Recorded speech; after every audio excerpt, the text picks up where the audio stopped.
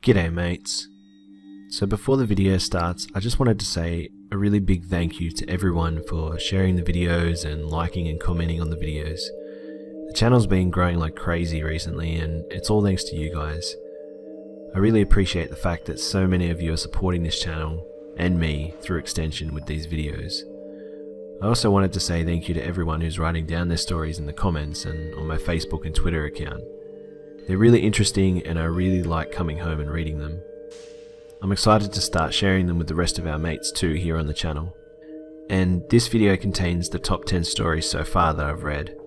I'm still working through many of the comment sections and there's heaps of stories, so keep sharing them and I'll continue to make videos like these guys. Anyway mates, thanks again for all the support and I hope you enjoy the video.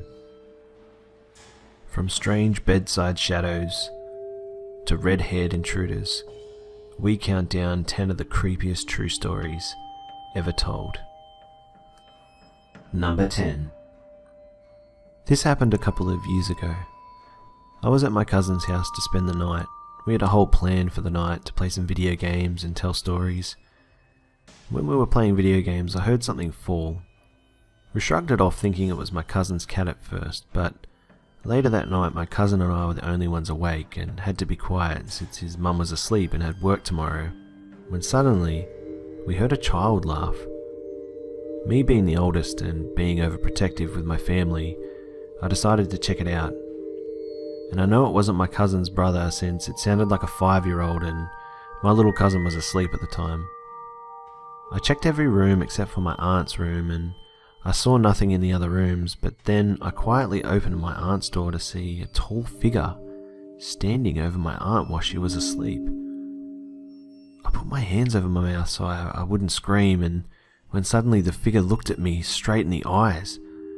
And then I couldn't help it. I screamed and the figure just went away. Till this day I have no clue what I saw, but I know that if I didn't come in sooner, it may have injured my aunt. Number 9. Okay, so this is when I first found out that my house was haunted.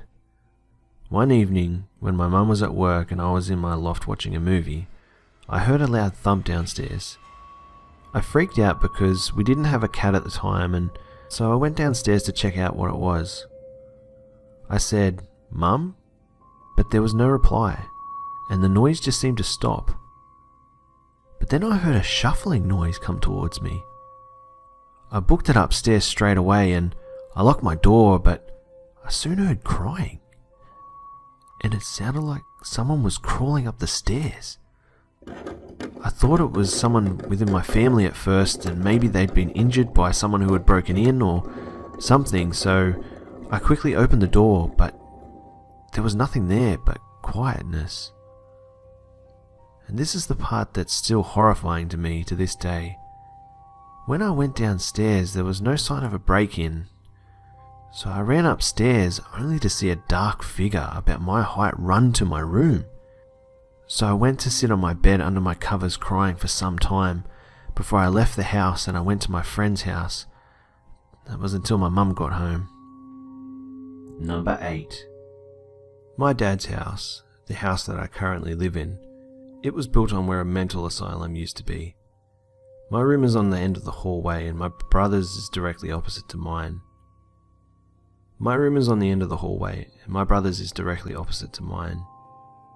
Earlier on in the day of this event, myself and my brother had a huge fight, so we didn't want to even look at each other, let alone speak. So when he came out of his room to go to the toilet at 2 AM, I gave him a quick glance, then looked back at my computer. Out of the corner of my eye, I saw him open the toilet door and he took one step back and froze. I could only see his other foot sticking outside of the door, but he didn't move at all. I looked over at him curiously, and a moment later he took a step back, closed the door and hurried to his room, not looking up once. The next day I asked him what he did last night, thinking maybe he had been sleepwalking or something. He looked at me and said with genuine terror, "I saw a man in a hospital gown rolling back and forth in the bath saying, 'I'll be a good girl, mummy.'" Number 7. When I was a kid, we owned a property in a rural area, We always had things come up missing, only to be found later in the place. It was hours, sometimes days later. We had lived there since I was 3, and I called the ghost Herbie, which seemed to stick with the family. We had a lot of odd stuff occur, including my sister's fiancé waking to see a Civil War-era Union soldier glaring at him from the hall. He never came back after that experience, and eventually we moved and my cousin bought the place and began renting it to a guy who was a real piece of shit. We never told them about Herbie, and one night the dude was actually beating his wife, and he told my cousin something grabbed hold of his arm, and he looked back to see a Union soldier glaring at him. His arm was ice cold, and he said it told him, "You get the hell out of this house and don't come back." He said he was shoved to the floor, and he and his wife left after that. My cousin moved in, and the first night there was banging on the house, first at the doors, then like someone was running around and tapping on the walls. There was no more pounding the next week, but things began to disappear and reappear in our new house. We were glad that was happening rather than the other stuff. Number 6. I was 13 when my family moved into our new house. It was big, which always scared my little sister Melissa. She had night terrors at the age of 4, and it started when we moved there. My dad had to work a 16-hour shift for the government, and my mum was always taking care of my younger 3 brothers and younger 2 sisters, which kept her away from the house unless she and her friends would have a girls' night. Me and my 6 older brothers and 3 older sisters are total gamers. We played every game together. But somehow I'd always think there was someone in the corner of my eye, which would always make me terrified of the dark. One night when school was out for spring break, it was around 2 in the morning, and I was in our gaming room with my older siblings sleeping on the couches. The oldest of us was awake playing on the computer with me next to him, only because the TV was close, so I played the Xbox by him. Melissa was sitting on the couch next to me sleeping. We then heard a noise coming from my youngest brother's room. His name was Mark. He was only 2 years old, and my brother told us to stay there and keep doing what we were doing. It was an hour later when I noticed how long he had been gone, so I told Melissa I would be right back, and I started down the stairs. I walked into the room which my brother had went into, and he was against the wall crying. I asked him what was wrong, and he kept his head on his knees and said, "He's gone." He repeated this. He also pointed to the closet and kept crying. I walked over there and opened the doors, and my brother had been lying on the closet floor in a tiny pool of blood, and there was a knife lying next to him, all of it covered in blood. I backed away as tears pricked my eyes, and I cuddled up to my brother. He held me next to him as we both cried. We'd been crying for a while when I remembered that we had to call the cops and get out our other siblings. I rushed as I got my phone out of my pocket and told my brother to be careful and take the knife with him. I called the cops, and they told me that they would be over in a little bit. Our house was by a police station, so it wouldn't be that long. I head upstairs and carry my sister to my bedroom. I always left it locked, so I knew the murderer wasn't in there. My brother came with the rest of my siblings, and we hid in my room under my bed. It's quite a big bed, so I called my mother and told her everything except about Mark's lying dead in his room. We hear the police outside, and Matthew opens the door and lets them in. The sergeant told us that they found and captured the murderer, and he had been living in our basement for 2 years. It's no wonder the owners of the house before us left. Number 5.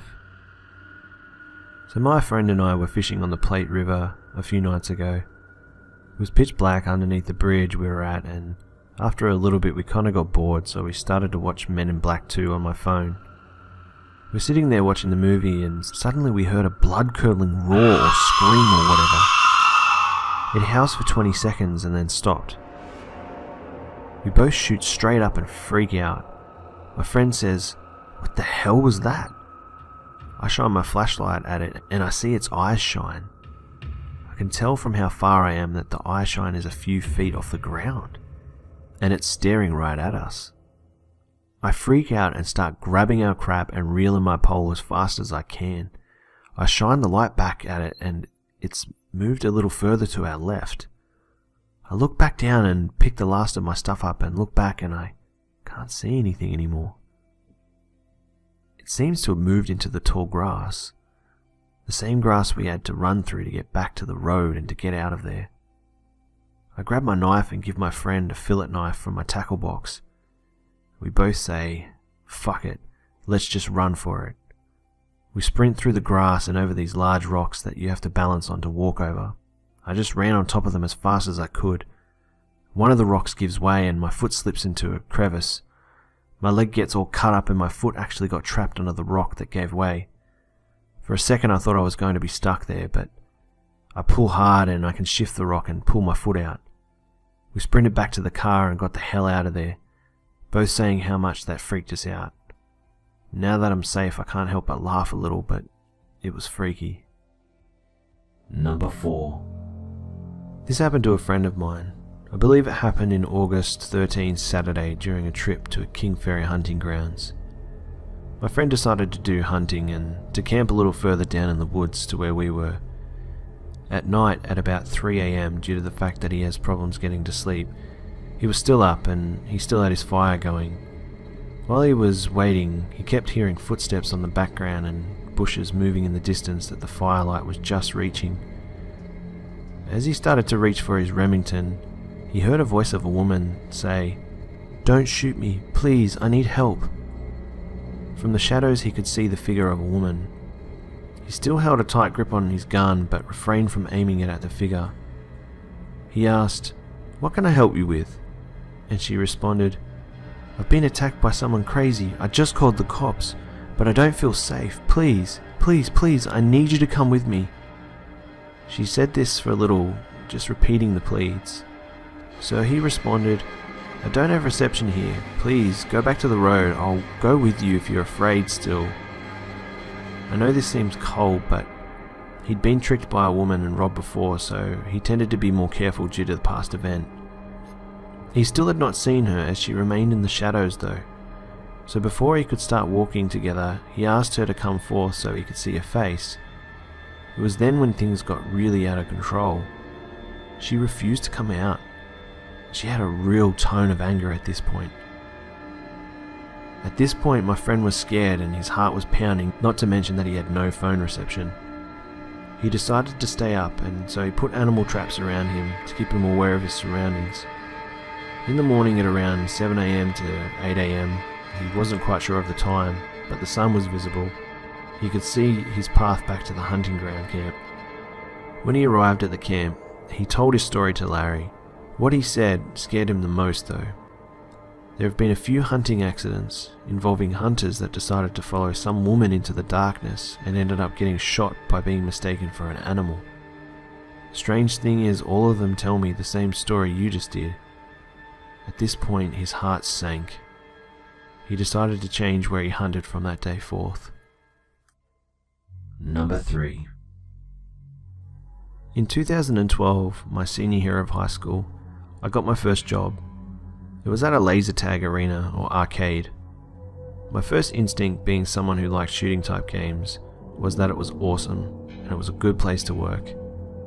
Me and one of the other guys, his name was Keith, we were new employees, and the more seasoned workers liked to mess with us by sending us on wild goose chases for items that didn't exist.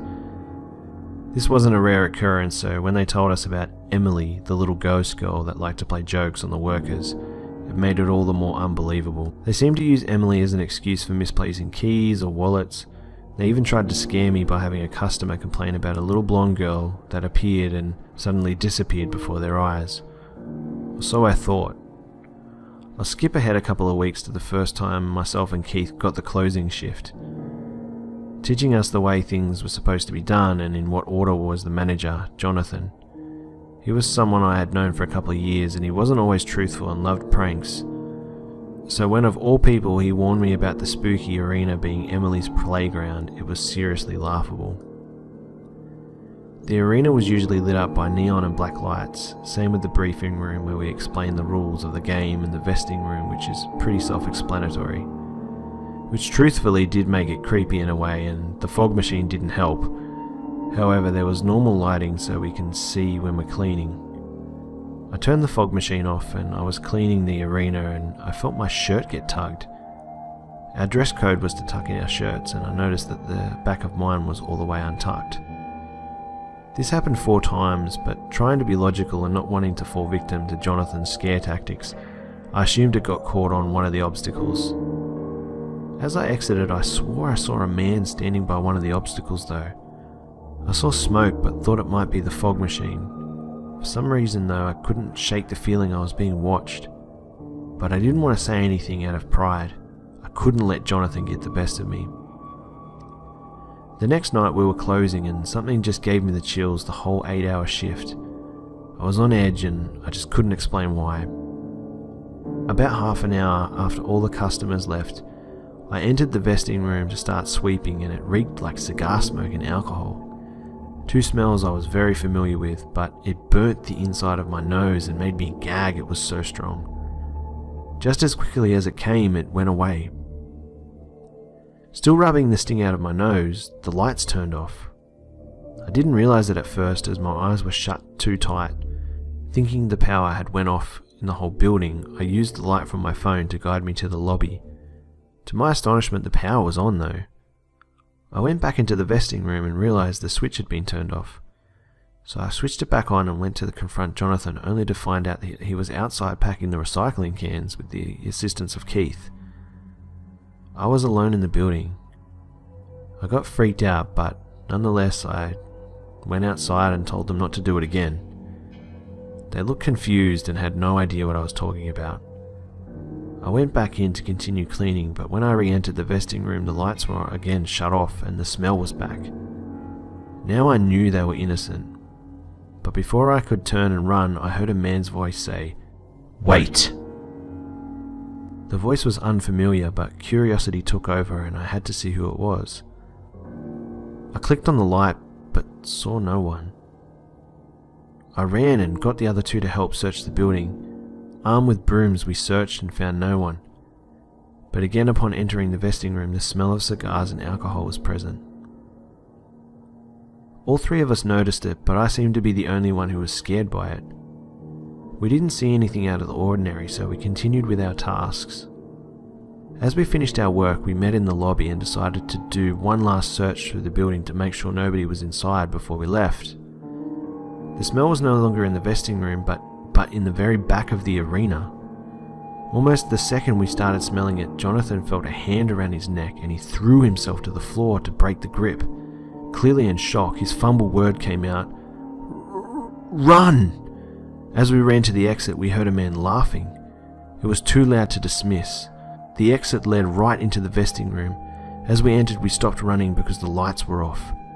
The only light was coming from the door that led to the lobby that we had left open. Realizing that Keith wasn't in the room, we managed some courage and went back into the arena. It was dark, but the light switch to the arena was at the front desk. No one had went near it. Keith had just managed to find his way back. Tears in his eyes, he said he had fallen, and when he got into his feet, the lights had went out. Right before we opened the door to go back for him, we heard a man's voice say, "Don't look for me, or else." We went back into the lobby when the vesting room door slammed shut behind us, like he was glad to be rid of us. We locked up and went to my car to check Jonathan's neck. He complained that it was kind of hard to breathe. When we looked, we noticed red marks on both sides of his neck and in the middle. In the middle, you could almost make out 2 thumbs about an inch under his Adam's apple. That mark was deep red and lasted for about a week. Since that night, we continue to smell smoke and hear voices. We've even witnessed the little girl vanishing, but have still yet to see the man indefinitely.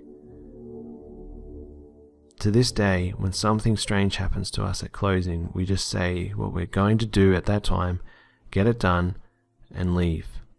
It seems to work too. When we get new employees, we mess around with them, sending them on wild goose chases, the same ones I had once been sent on, for non-existent items. But our warnings are stern about the very real presence of Emily and Ralph.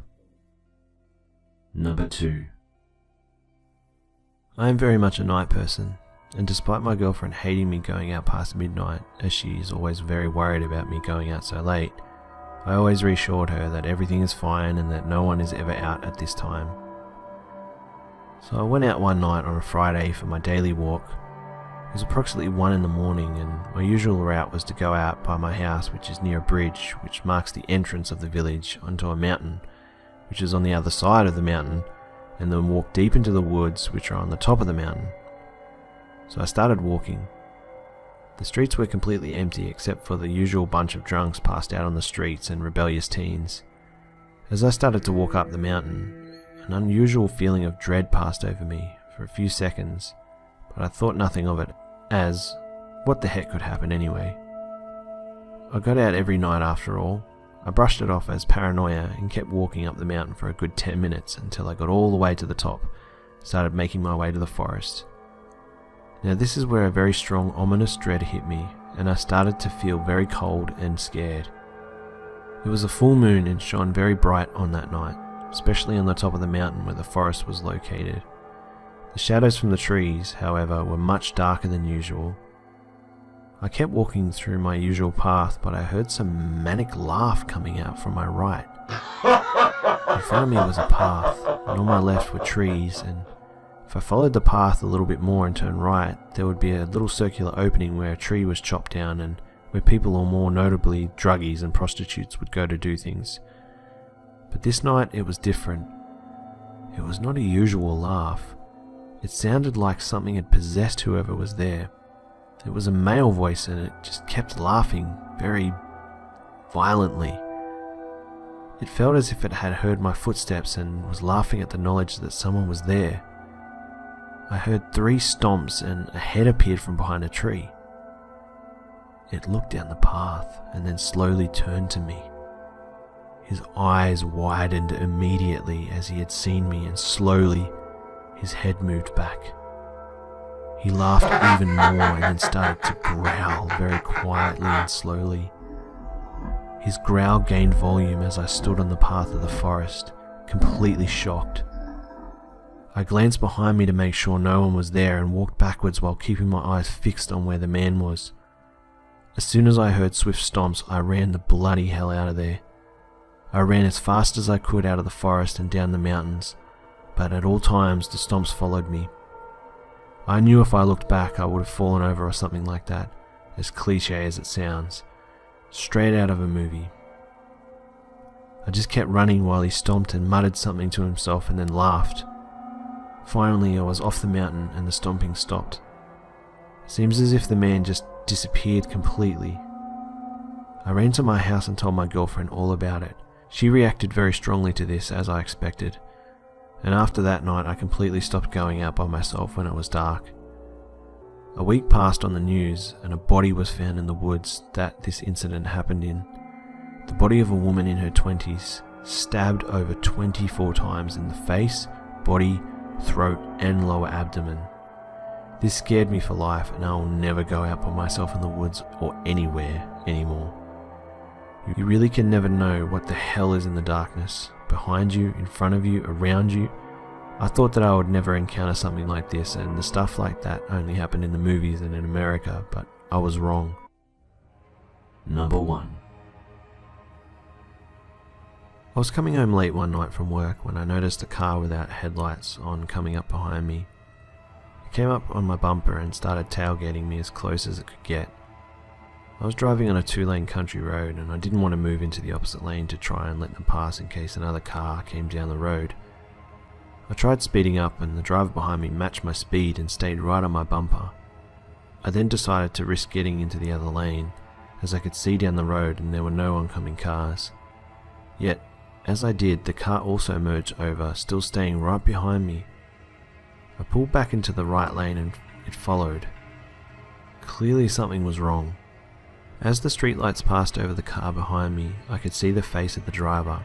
It was a woman. Her face was pale-skinned, almost snow white. Long messy red hair that looked like it hadn't been cleaned in a while hung down over her face, covering her eyes. Her mouth was exposed, however it was stretched into a long menacing grin, the white of her teeth reflecting in the light of the street lamps. By this point I was getting close to home and I didn't want to lead this psycho there. I knew I had to do something. Luckily I had a friend, let's call him Dave, who lived close and I knew he would be at home at this time. I sped up, and when I got to his house, I pulled into the driveway, pulled up close to the house and ran up to the door and started banging on it, screaming that I needed help. As soon as he opened the door, I rushed in, shutting and locking the door behind me. I started explaining what had been going on and looked out the window to see if the car was still around. And it was. The car stood at the road of the foot of the driveway and just sat there, engine running, headlights on. Dave went and called the cops, and after what seemed like forever, the car slowly pulled away, continuing down the road and out of sight. A few moments later, the police showed up. Unfortunately, I couldn't give them much helpful information. I wasn't really all that into cars, so I really couldn't be sure of what the make was, and I had only seen a little of the driver. I stayed there for a few hours until I was able to calm down and hope that whoever it had been had time to be long gone. The next night driving home from work, I was super cautious. There was only one way to get to my home, so it wasn't like I could take an alternate route. I kept watching the rearview mirror, expecting to see the same car and bizarre figure every time I did so. No one ever showed up. It was just a lone drive home. Through the next week things were the same, no pursuers, not even another random driver. Eventually I started to calm down and relax. Maybe the person had given up and left. Maybe it was just someone's idea of a joke in really bad taste. I didn't know, and I didn't really want to think about it. That night, upon returning home, I was quite tired. It had been a long day at work and I just wanted to get some rest. Luckily it was a Friday, which meant I had the next day off. I did my nightly routine and got into bed, taking time to read a little bit to wind my mind down before trying to sleep. I fell asleep fairly quickly and went into a deep sleep. It was peaceful until later that night. Around 3 in the morning I awoke. I didn't think anything of it at first, and these things happen. But then I realized what woke me up. I could hear something that sounded similar to tapping on glass. I rolled over to see what it was and saw something that made my blood run cold. The red-haired lady was standing outside my bedroom window. This time her hair was parted enough so that I could see her eyes. They were pure black like tar, a great contrast to her ghostly pale face. Her grin was even wider now, and her mouth was open more, allowing me to fully see her teeth. They were sharp and pointed like shark's teeth, only they looked much more threatening. They looked like razors or something, just triangular and sharp. I saw what she was tapping against the window. In the moonlight, the object gleamed in her hand. It was a long carving knife with a serrated blade. I jumped out of bed screaming and grabbed my cell phone. It was dead and wouldn't turn on, even though it had been hooked up on the charger. I threw it down and ran for the landline phone to call for help. Unfortunately, I didn't have one on my bedside, and the closest one was in the kitchen. I dashed into the kitchen, shutting and locking both doors before picking up the phone and started to dial 911. I got nothing. No dial tone. The phone didn't seem to be dead. It sounded more like someone was on the other line. The only other line was in my living room, and could she be in the house? I wanted to hang up, but I was afraid to. I could make something out that sounded like breathing. If she was on the other line, by staying on I could at least know where she might be. I listened for what seemed like minutes, but it was probably only a few seconds. Suddenly from the other end, an ear-shattering cackle. It sounded like nothing I'd ever heard before. It didn't sound like anything that could come from anything human.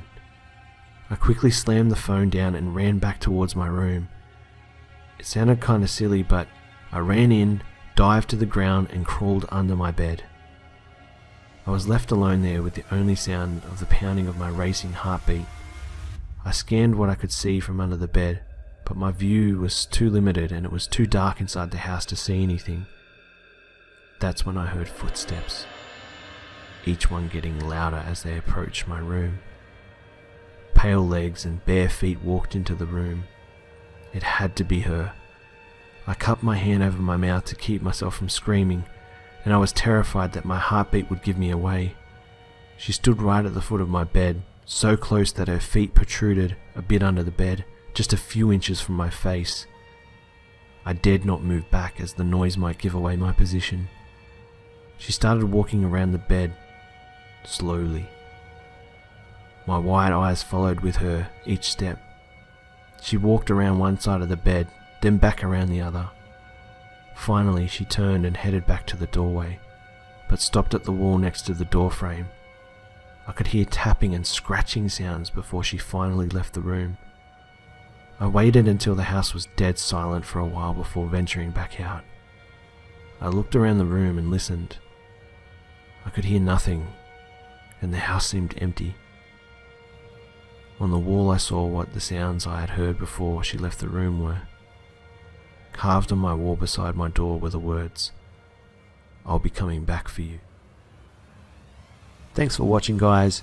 Make sure you hit that like and subscribe button if you enjoyed the video, and make sure you hang around for more videos, as there'll be plenty more to come.